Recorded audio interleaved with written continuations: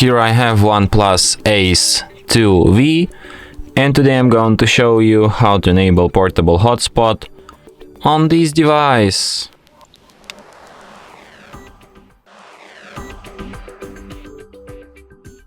So to do this, firstly you have to go to the upper bar, and here you can find the button Personal Hotspot. Not this one, this one. So by tapping on it once you can switch your hotspot. By holding your finger on it you can access some of its settings.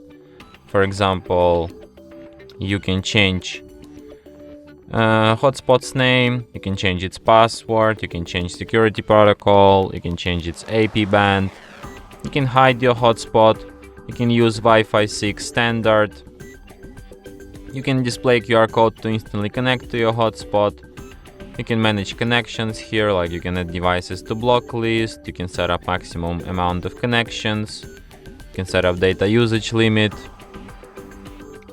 You can also automatically turn off hotspot when no devices are connected for 10 minutes.